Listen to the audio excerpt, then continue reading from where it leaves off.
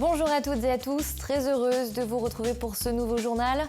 Et dans l'actualité vendéenne de ce mercredi 5 avril, les métiers du numérique, ces métiers d'avenir qui recrutent toujours mais qui ne trouvent pas forcément de candidats. C'est pour cette raison qu'une grande école du numérique a vu le jour à La Roche-sur-Yon. Plusieurs partenaires se sont associés pour proposer aux demandeurs d'emploi et aux personnes en reconversion une formation de plusieurs mois. Les équipes de France féminine et masculine de fleuret sont en stage au Sables d'Olonne depuis le début de la semaine. Ils viennent se préparer au prochain championnat, mais aussi prendre une bouffée d'air frais loin des salles d'entraînement parisiennes. Un moment intense pour ces athlètes, mais surtout une partie de plaisir. Enfin, nous partirons à la découverte d'un numéro peu commun, celui du duo Rolf Circus. Rodolphe et Leslie sont en couple dans leur art, mais aussi dans la vie, et ils avaient envie de mélanger leurs deux passions, les motos et la danse. Ils ont ainsi créé un numéro d'un nouveau genre qu'ils ont même présenté devant le jury d'une célèbre émission de divertissement.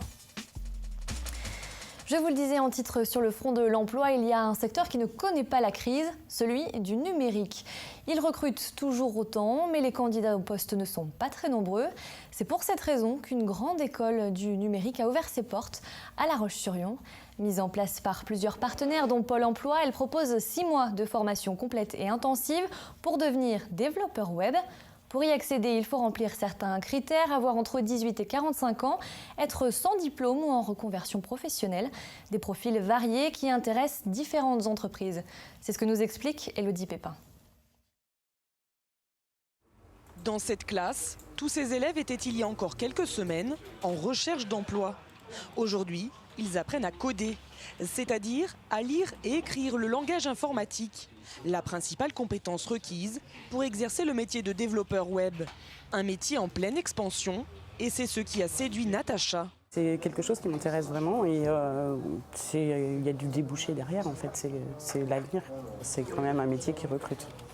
Pourtant, rien ne prédestinait Natacha au métier de développeur web. Titulaire d'un CAP Pressing, elle a été acceptée dans cette formation car aucun diplôme n'est prérequis. Autre avantage, elle est entièrement financée par Pôle emploi et supervisée par 3 organismes, dont le club d'entreprise Face Vendée. Une grande partie de la population a envie de travailler dans le numérique, mais si elle n'a pas suivi un parcours de formation initiale dans le numérique, ne peut pas accéder à ces organismes de formation, à ces parcours. Donc là, l'idée, c'était vraiment d'élargir pour aller chercher n'importe quel demandeur d'emploi, même sans formation initiale dans le numérique, à partir du moment où il y a une motivation et une appétence vers le numérique. Et là, tu tapes screenshot. Et cette nouvelle formation, très courte de 6 mois, intéresse les petites entreprises comme celle d'Annick Pernet. Gérante d'une société de commerce en ligne, elle a besoin aujourd'hui d'employés compétents pour gérer et mettre à jour son site internet. Problème, elle a du mal à trouver des candidats adéquats. Ils ont souvent des profils peut-être de formation plus complets que ce qu'on a réellement besoin. Des niveaux aussi de salaire pour lesquels on ne peut pas forcément répondre. Pas simple en fait. Avec cette nouvelle formation, Annick Pernet espère donc trouver une solution. Car la proximité de l'école avec son entreprise lui permettra d'avoir des temps d'échange avec les stagiaires. Un bon moyen de repérer le candidat idéal. En bref, le maire de la Chapelle-Hermier, Joël Garando, a annoncé ce mercredi matin qu'il démissionnait. 6 autres conseillers municipaux proches du maire quittent également leurs fonctions. Ces décisions interviennent après un conseil municipal mouvementé ce lundi. Les dissensions seraient apparues après la présentation du budget 2017 qui a été rejeté par le conseil, mais aussi en raison d'un projet d'installation d'éoliennes aux alentours de la commune. Les Chapellois seront donc invités d'ici quelques mois à élire un nouveau maire. Il a pour but de faire le lien entre l'armée et la population civile, mais aussi de promouvoir l'esprit de défense. Le correspondant défense a été créé en 2001 par le ministère délégué aux anciens combattants. Chaque commune française en désigne un, et il s'agit souvent d'un élu municipal. Depuis l'arrivée du nouveau délégué militaire départemental adjoint de la Vendée, le lieutenant-colonel Aubrio, la désignation de nouveaux correspondants défense communautaires ou intercommunaux a été instituée. Ces derniers seront chargés de faciliter les liens entre le responsable départemental et les correspondants défense communaux. Mais tous sont des interlocuteurs privilégiés en matière de défense et peuvent être amenés à expliquer les agissements de l'armée auprès de tous les publics. Ils peuvent se rendre dans des classes du primaire, présenter un petit peu la défense. Alors en particulier, ils utilisent, parce que ça se fait régulièrement, les anciens combattants. Ils viennent avec en particulier leur drapeau, pour présenter ce que c'est qu'un drapeau aux jeunes. On peut aussi mener des actions au niveau plus du collège, faire venir, entre guillemets, des jeunes pour leur expliquer ce que c'est qu'un monument aux morts, parce que dans chaque commune de France, vous avez un monument aux morts, mais encore faut-il savoir pourquoi il a été construit et à quoi sert-il. Et puis après, on peut, en fonction des particularités, organiser des conférences, organiser des visites, etc. Et sensibilisation toujours, mais cette fois sur les dangers de la route, avec cet exercice grandeur nature proposé ce mercredi aux élèves du lycée Rosa Parks de La Roche-sur-Yon. Les lycéens ont ainsi assisté à l'intervention des sapeurs-pompiers vendéens après qu'un faux accident entre un poids lourd et une voiture ait été reconstitué. Sous les yeux des élèves, les sapeurs-pompiers ont donc procédé à la désincarcération de 2 victimes.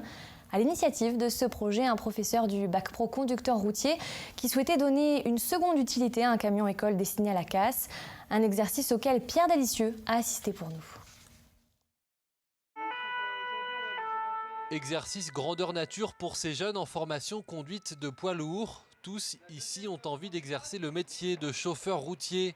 L'objectif aujourd'hui, les sensibiliser sur les risques qu'ils pourraient prendre par manque de vigilance, en ne respectant pas, par exemple, certaines règles de conduite. Une sorte de piqûre de rappel avant de plonger dans le grand bain.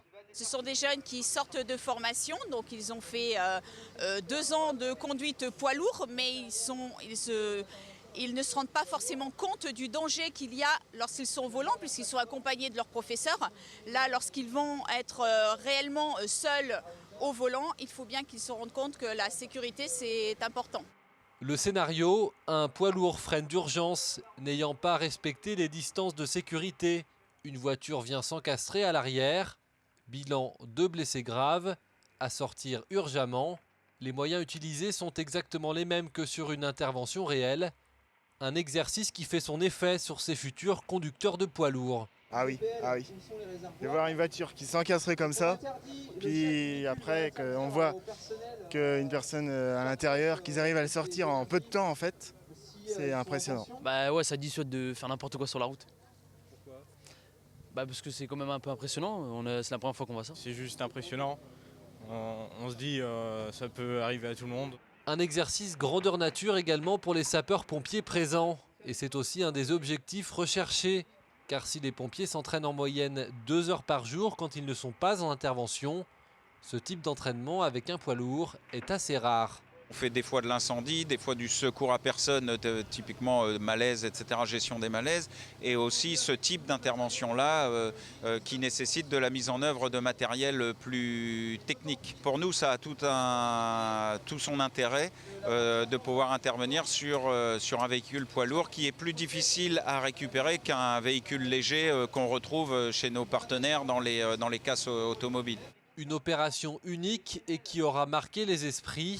L'épave du camion, elle, sera remise aux sapeurs-pompiers pour qu'ils puissent continuer ce type d'entraînement.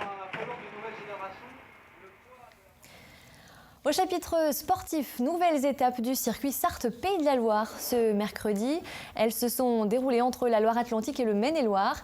Pour l'étape de ce matin entre Ligny et Angers, c'est le coureur du team Direct Energy, Brian Coquard, qui s'est imposé. La douceur angevine et les routes du Maine-et-Loire semblent lui réussir puisque c'est la 2e année consécutive qu'il remporte cette étape qui se terminait au pied du château. Une belle victoire pour lui et pour le team, comme il le confiait au micro de nos confrères d'Angers Télé. Aujourd'hui, j'avais à cœur de bien faire. C'est la 2e année consécutive que je gagne ici. Angers, c'est une ville particulière que j'aime beaucoup. C'est la ville d'Angelo. C'était aussi la région et la ville de Romain Guyot. Donc c'est un petit clin d'œil pour lui aussi aujourd'hui. Ça a été une très bonne journée, ça s'est bien passé. Hier, ils avaient été aussi remarquables. Paul Ourselin qui en a impressionné plus d'un, je pense, hier en roulant toute la journée. Et l'équipe a été solide. On a assumé notre rôle. J'ai assumé mon rôle aujourd'hui. Donc voilà, on est soulagé. Notre circuit de la Sarthe est réussi, je pense qu'on peut le dire, mais c'est pas fini. Et puis cet après-midi, les coureurs se sont affrontés sur un contre-la-montre dans le centre-ville d'Angers. Au total, 6,8 km à parcourir. Vainqueur de cette 3e étape en 7 minutes et 49 secondes, Alex Dosset de l'équipe Movistar. Il décroche ainsi le maillot jaune. Après le cyclisme, passons à l'escrime puisque depuis le début de la semaine, les équipes de France féminine et masculine de fleuret sont en Vendée, au Sable d'Olonne plus précisément, où elles profitent d'un cadre agréable pour s'entraîner. Avec leurs très bons résultats aux Jeux Olympiques de Rio en août dernier, où ces athlètes ont terminé 4e pour les femmes et 2e pour les hommes, ils continuent à se maintenir en forme. De prochains championnats sont prévus dans les prochains mois. Alors cette semaine d'entraînement loin de Paris est une véritable bouffée d'oxygène. Grégoire de Châtillon est allé à leur rencontre. Le matin, dans le gymnase, c'est préparation physique pour les filles. À côté, dans la salle d'escrime, c'est leçons techniques pour les garçons. Après 15 jours de vacances, les équipes de France féminine et masculine de fleuret reprennent l'entraînement au Sable d'Olonne et ça les change. Ça fait du bien de reprendre dans un autre cadre que l'INSEP, puisqu'on s'entraîne à l'INSEP à Paris. Donc là, on vient avec toute l'équipe, on est dans un cadre super sympa, avec des installations vraiment top. Donc on peut s'entraîner dans les meilleures conditions et être bien concentré sur ce qu'on a à faire. C'est vraiment très agréable parce que ça nous permet justement de travailler dans d'autres conditions. Parfois à l'INSEP, on est un petit peu dans une routine, tout le temps dans le même rythme. Et là, on se retrouve à changer d'air et c'est vraiment, on est plus heureux d'aller à l'entraînement en fait. Ce stage, ils voulaient l'effectuer au bord de la mer. Leur sponsor leur a trouvé les sables. Une immersion loin de chez eux. Et c'est donc plutôt bénéfique. Pendant une semaine où ils ont que ça à penser, escrime, ils n'ont pas pensé à leur travail, à leur université, à leur travail, à leur situation professionnelle. Donc voilà, ils ont que ça à faire, ils s'entraînent, on leur fait à manger, ils sont dans des meilleures conditions et on a un kiné à disposition. Donc voilà, c'était le but du stage, quoi. Ils représentent le fleuron français du fleuret, l'une des 3 disciplines de l'escrime avec le sable et l'épée. Ils collectionnent les titres et les médailles olympiques. Et Juan Le Péchou, lui, est médaillé d'argent au dernier championnat d'Europe et par équipe aux Jeux Olympiques de Rio 2016. Là, je suis actuellement numéro 5 mondial, donc j'ai gagné beaucoup de place au classement. Je me sens bien en ce moment, donc j'aimerais bien arriver à décrocher encore une médaille au championnat d'Europe. Et puis après, il y aura les championnats du monde, c'est toujours un événement important. Donc voilà, on a une belle équipe, donc déjà par équipe, bien évidemment, revenir avec une médaille. Puis après, moi, à titre individuel, essayer de remporter une médaille ou au moins un quart de finale, ce serait bien, quoi. On s'entraîne fort pour les compétitions à venir. Les filles, elles, ont rendez-vous dès la fin du mois d'avril pour une Coupe du Monde en Allemagne. Et les garçons, eux, sont attendus début mai pour une Coupe du Monde en Russie. Et comment mêler passion pour la moto et amour de la danse ? Tout simplement en créant le duo Rolf Circus. Rodolphe et Leslie se sont rencontrés en 2010 et ces 2 acrobates ne se sont plus quittés. Ensemble, ils ont créé un numéro novateur composé d'acrobatie à moto et de danse contemporaine. Ils ont même présenté leur performance devant le jury de l'émission Incroyable Talent sur M6 en 2012. Depuis, ils enchaînent les spectacles dans toute la France. Ils se sont installés récemment dans le département où ils profitent des pistes et des aménagements du Sud-Vendée pour s'entraîner. Cyril Guillet les a suivis en pleine répétition.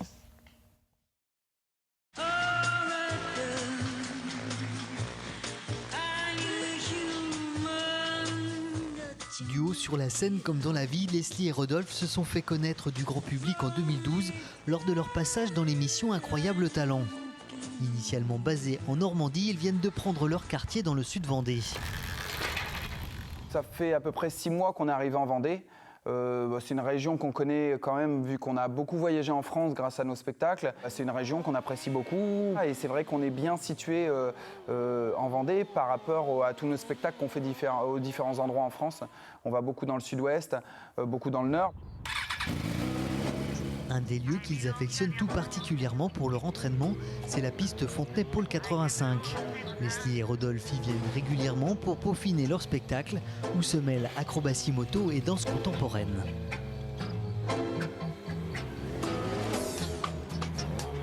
Quand j'ai rencontré l'acrobatie moto, je me suis dit mais c'est génial, il danse avec sa moto, je veux danser avec lui. Et du coup, je me suis dit comment je vais faire pour danser sur quelque chose en mouvement que je ne connaissais pas du tout. Donc on s'est apprivoisés les uns les autres, la moto, lui, moi. Par contre, il a fallu que je mette de côté certaines amplitudes parce que je ne peux pas donner autant d'amplitude que je le voudrais puisque sinon je vais le déstabiliser, je vais donner une incidence trop grande sur la fourche avant.